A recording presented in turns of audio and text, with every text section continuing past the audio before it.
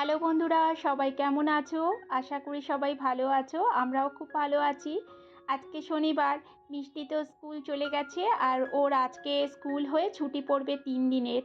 সোমবার মঙ্গলবার পর্যন্ত ওর দীপাবলির ছুটি পড়বে। আমি স্নান টান করে চলে এসেছি। আগেই ডালটা অড়হর ডাল, লাউ আর কুমড়ো একটু কচু দিয়ে সেদ্ধ করে রেখেছিলাম।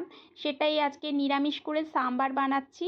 একটু পাঁচ ফোড়ন, শুকনো লঙ্কা, কারি পাতা আর সর্ষে ফোড়ন দিয়ে ডালটা দিয়ে একটু তেঁতুল জল দিয়ে দিলাম আর একটু পরিমাণ মতন গুড় আর সাম্বার মশলা যেটা থাকে বাজারে কিনতে পাওয়া যায় সেটাই দিয়ে দিলাম।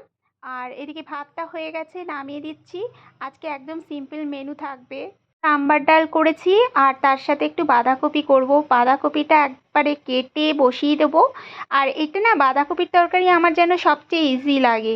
মানে একটু কাটতেই যা টাইম লাগে, না হলে সমস্ত কেটে কড়াইতে বসিয়ে দিয়ে মশলা টশলা দিয়ে জিরে গুঁড়ো, ধনে গুঁড়ো, টমেটো এসব দিয়ে বসিয়ে দিলেই মানে তরকারিটা নেড়ে নেড়েই হয়ে যায়। আর বাঁধাকপিটা একটু ভাপিয়ে নিয়েছি।